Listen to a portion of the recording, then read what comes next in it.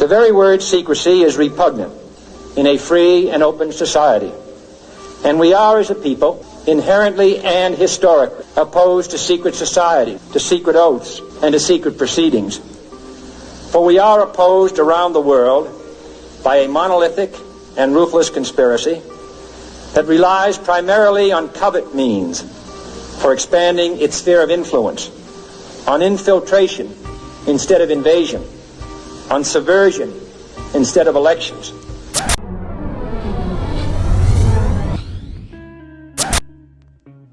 Yes, this is another segment of the Secret Coded Language of the Holy Quran Revealed. I'm one of the authors of the book, Fahim Hassan, and we're making an appeal to the outer audience about the circumstance we're seeing in Palestine that we have to bring to your attention. The people who do these secret oaths and take these secret plans and come together in lodges or synagogues or mosques or whatever, and they sit down and map out plans that the outer people don't realize exist. And this is something that has to be brought to people's attention so that they don't misunderstand the time that they're living in. This is a crucial time. It's happening that the Palestinian situation is bringing it out even more. Now, according to chapter 58 of the Holy Quran, verses 8 through 10, secret councils do exist, and secret councils are fine if it's for the promotion of good. But the Quran also tells us that most of these secret societies, secret councils, are created for disobedience and sin. Disobedience to the word or the direction or the instructions of Allah.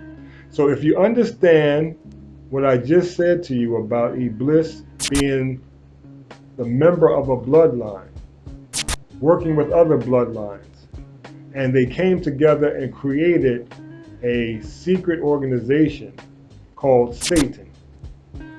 And this secret organization actually protects the bloodline of Iblis and the other bloodlines. And you can see an example of that when you look at the Target logo. When you look at the Target logo, you see a bullseye. That's the smallest circle. It's a small red circle that's in the center of all of the other circles that are going around it. Now, what we're saying in our book is that Iblis and his bloodlines represent that bullseye, that small red circle in the middle, and they surrounded themselves, insulated themselves with the first secret society that they created called Satan. And then if you notice on the logo, the circles get wider and wider and wider to the point where it's impossible to get to the bullseye. Now, the Holy Quran says that only Allah can deal with this core group of people who we refer to today as the Illuminati. Now, let me say this also about Satan. Did you know that there was an organization called the Church of Satan? Yes, there was an organization created in 1968 called the Church of Satan. You can go online and Google it.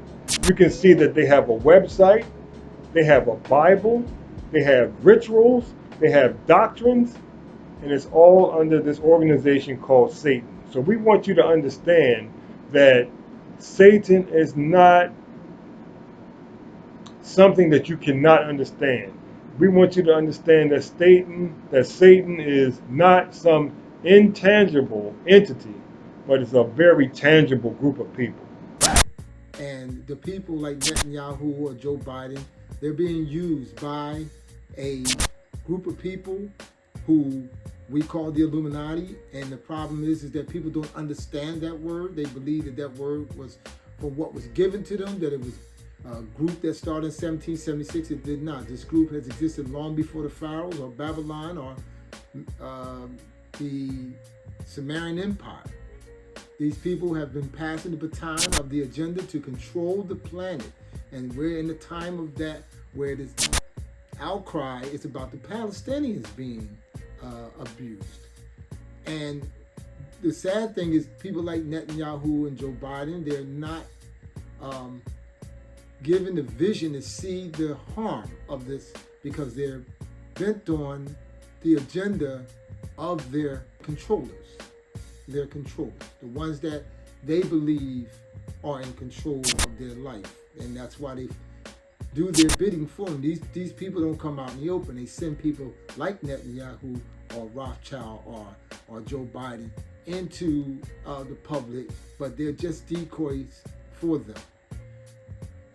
When you purchase this book, we're trying to let you see, even if you can't afford it, we will give it to you. But we need you to understand what this event is in history.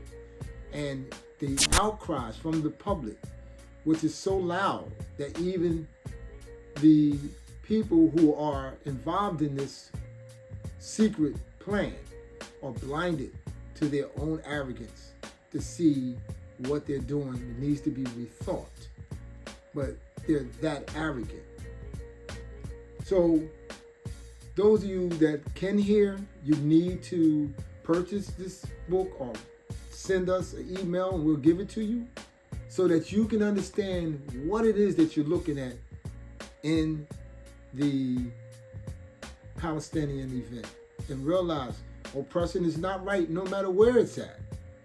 But you have to understand why these people are so bent on oppressing someone to the point that they will kill women and children. And we're trying to explain to you that this is an old agenda, this is an old plan of control over the planet. It's just that in our time right now, we're witnessing it under the Palestinian event. Come back after you've looked at it so that you can understand what you're looking at this time. Thank you. The Palestinian struggle is not just a cry for justice. It's a blistering battle for the most fundamental human rights that every living soul on this planet should inherit by birthright. It's an unyielding resistance against the oppressive, suffocating grip of occupation and the callous denial of the most basic human dignity. Never forget, my friends, that the Palestinians have been subjected to a heart-wrenching history of suffering and torment. The birth of Israel in 1948 brought forth the mass expulsion and dispossession of hundreds of thousands of Palestinians from their ancestral homes and land. This is a historic injustice that continues to haunt the lives of Palestinians to this very day, but an unwavering stand against the policies of a Zionist state that has for far too long stripped Palestinians of their rights. The battle for justice in Palestine is not merely a political struggle, it's an elemental moral battle. It's the fight for the most basic human rights of a people who have suffered these injustices for far too long. The struggle for justice in Palestine is a universal fight, a resonating echo of the battles waged by oppressed people across the globe. It's a battle we must champion and a legacy we must honor. Thank you, and free Palestine.